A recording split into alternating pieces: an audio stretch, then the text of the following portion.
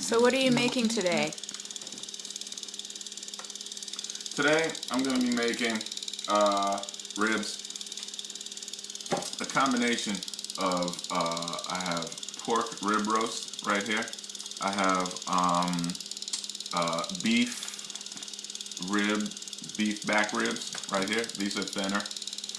And I have beef short ribs. These are the smallest. The beef short ribs are second thickest. They're pretty thick. And the thickest is the pork loin rib roast. These will take about 2.5 hours. These fat puppies over here will take about 3 hours, 3.5 hours maybe. And this behemoth is going to be about 6 to 8 hours. And I'm going to rub them. Making the rub. How do you make the rub? I make the rub in a tub. And it's best to describe by percentages. It is a mix of fine spices, frankincense, and myrrh. All the stuff they gave Jesus. But no, really, it's just salt and pepper and stuff. The best way to describe it is in percentages. I call this the American genocide mix. So you got your white salt, your black pepper, and your red cayenne pepper. You know, you get it. And so percentage-wise, these are the most percentages. The salt and the black pepper. Next up is going to be the thyme. Right after the thyme comes the cinnamon, and then comes the cayenne pepper and the cumin. Now, I would say the salt and the black pepper will take up about, is that right? The salt and the black pepper will take up about 40% of the mix. Then it's another 20% with the thyme, and then it's another, where are we at, 60? Then it's another 20% with the cinnamon, and the remaining would be about 15% cayenne pepper and 5% ground cumin. And then chop up a bunch of fresh garlic to very small to dump into the mix, and then we rub it all over our meat. Yes. All right, so let's watch you put it together. Slammy. For this amount of meat, I would, for one of these packages of meat that you may buy, which has about 4 or 5 ribs in it, I would total all of my rub to about 1/3, 1/4, or 1/3 of this container. Maybe 1/3 because the rub goes on quite heavily. But since I have 3 of these guys, it's going to be a little more than half, I guess, for what I'm doing today. I might make a little bit more. And the rub is essential for the goodness. So a hefty amount of salt, a hefty amount of black pepper, maybe slightly less black pepper than salt.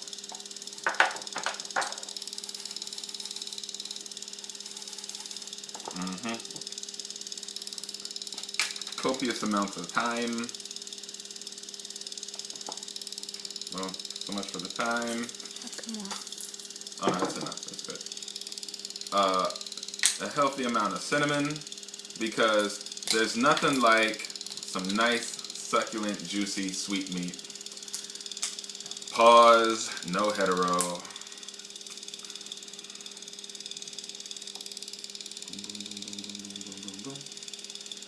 Yes. Mixing the savory with the sweet. Now we add some cayenne pepper for extra bite.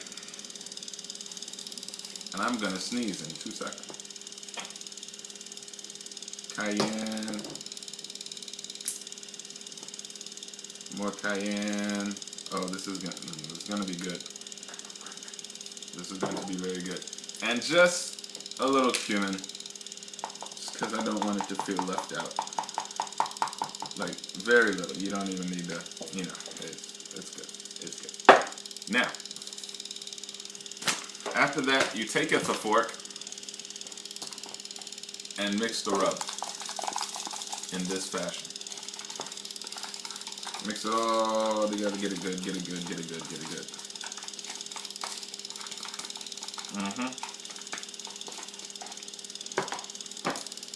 And next, I'll chop the garlics and put them into the rub too. Oh, and I will rub it all over the meat on all sides, and it will be quite thick. And then I will bake. Now at the end, covered in the oven. At the end, you want to put a little glaze. Usually I use honey, but I think I'm gonna go a little slum ghetto today since we don't have honey and use butter flavored syrup. It's good. Cook that for the last 15 to 20 minutes of the cooking, uncovered in the oven at a decent temperature. It's slow cooking. So last 15 minutes, cook it in the oven and get a nice sweet glaze over top of the ribs. Now that's a real long time to cook anything. What happens to the meat? Like, does it get real dry? Well, funny you should ask that question, Heather. No, it does not get dry. The whole point of cooking it slow and low, as we say, slow time and low temperature, is so that the meat gets incredibly tenderized, because all of the enzymes and platelets and positrons and bicarbonates in the fat and the meat have time to melt into the rest of the actual meat and tenderize it. Science.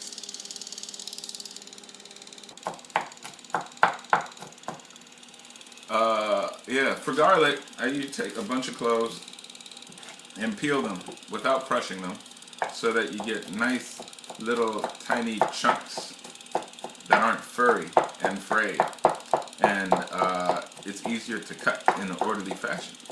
And then get OCD. them nice and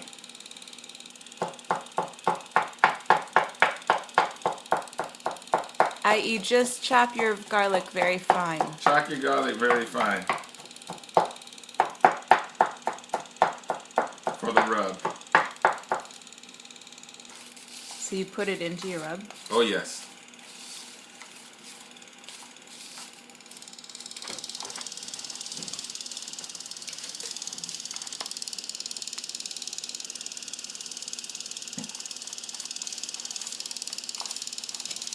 And don't breathe too deeply.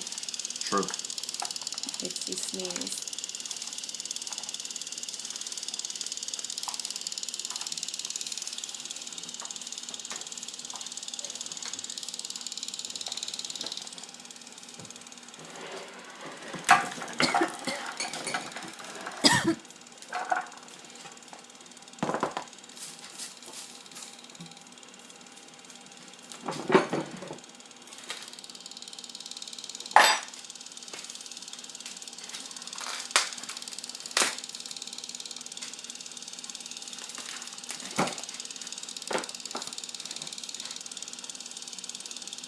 Now what are you doing? Now I'm looking at my meat. What are you looking for?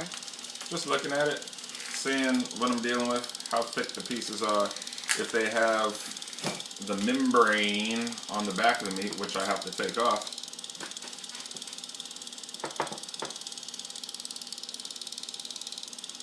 That one has membrane? This one has membrane. What is a membrane? Membrane is on the back of the bone, and it's what separates the bones from the guts that the bones do encase. Now the membrane is, as I do believe, chewy and problematic in that it doesn't get soft, so it may pull the meat to one side or make it difficult to eat this stuff. I'm considering just leaving it on because a lot of these people that cook ribs, are prima donnas, and they feel like they gotta remove all this other extra stuff. I like the extra stuff. I feel like that's just more money for you, more buck for your money, more bang for your buck. But since the internets tell me to remove the membrane, usually I'll remove it. I don't know. I might leave it on. We'll see. But this is how you remove it. You just peel it off. This is how you remove it. You just peel it off. Sometimes the membrane will be quite tough, So it's good to take a fork or the back of a spoon or whatever with a little flat section like that.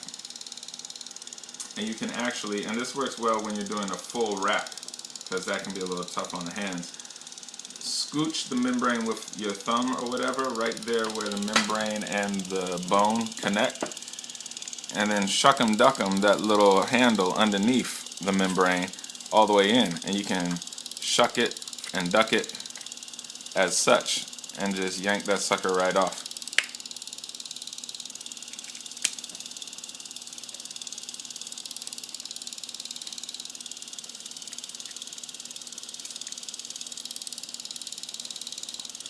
Like so. Why don't you use a knife? Because a knife will actually cut the membrane and make your life more difficult by having many more smaller pieces to pull off, and it may be difficult to grab hold of. Because you're just trying to peel it off. Because you're just trying to peel off the said membrane. And as you can see, this little handle works quite well.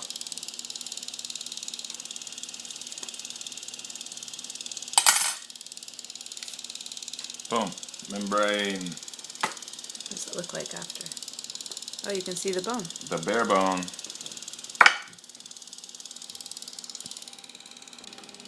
Okay. Alright. So now we have our meats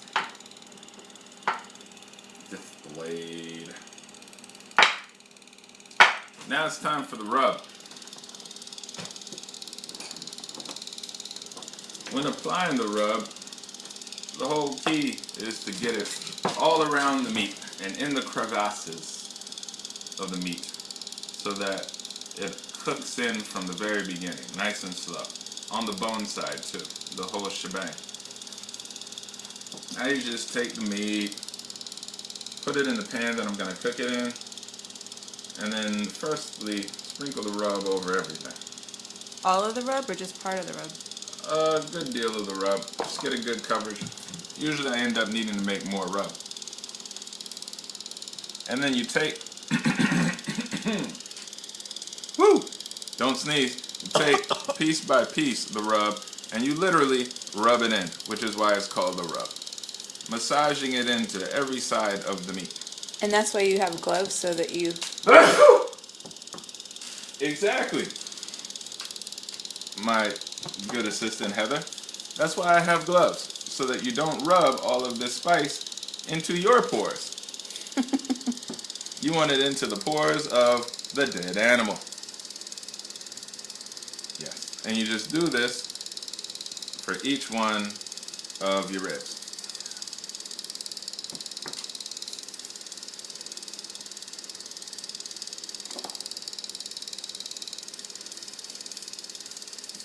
I say be healthy and hearty with your rub.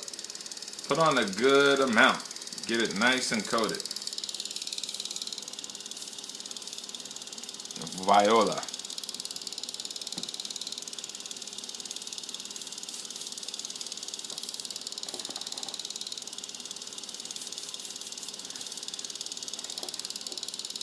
This can actually be the funnest part of cooking of the ribs. Why? Because you're rubbing your meat. Ba-dum-bum. No hetero. And this is done. And there we have a full smorgasbord of meat, if you will. Oh, that's beautiful. Oh, that's beautiful. Behold. Now, we will use the leftover garlic to lay on top of our meat, and it will soak in and add eons and multitudes of flavor.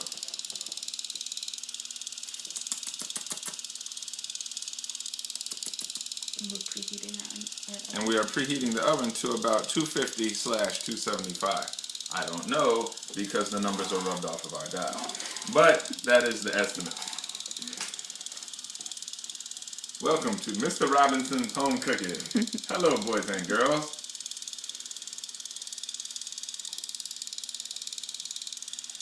And there you have it.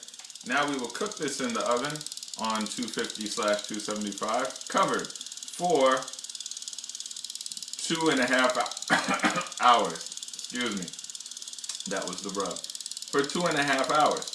By that time, the smaller ribs, the back ribs, if you will, beef back ribs, will probably be done and can be taken out.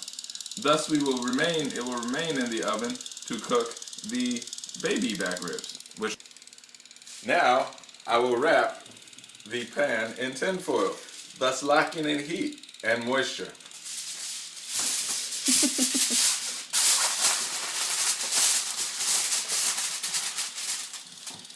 Behold.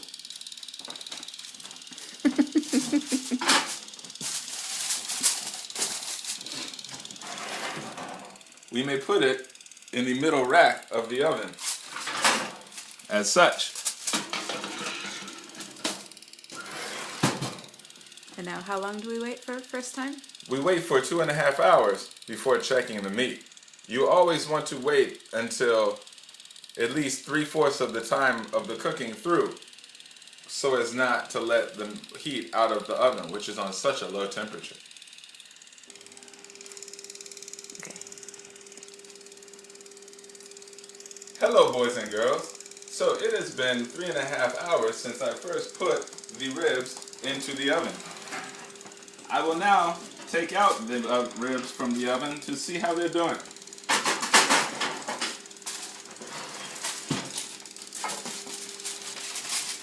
As we can see, the meat is separating from the bones.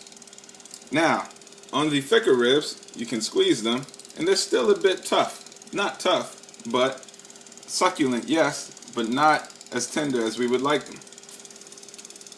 That would lead us to believe that the larger ribs are even further from being done. But the thinner ribs, right here, which are the back ribs, are quite tender to the touch and almost pretty much ready to come out. In fact, I will take these smaller ribs out right now so that I can dine, as I am very starving. Hello again. I've put the remaining ribs back in the oven to cook quite longer. The medium ribs will cook for about another 1.5 hours, possibly. The larger ribs will continue for the full cooking time of 6 to 8 hours. Here we see the smaller ribs that I have pulled out. As you can see, the rub has cooked into the meat, giving it an incredible taste. The garlic that I have put on top is almost at a melted state. And the meat succulently comes right off the bone.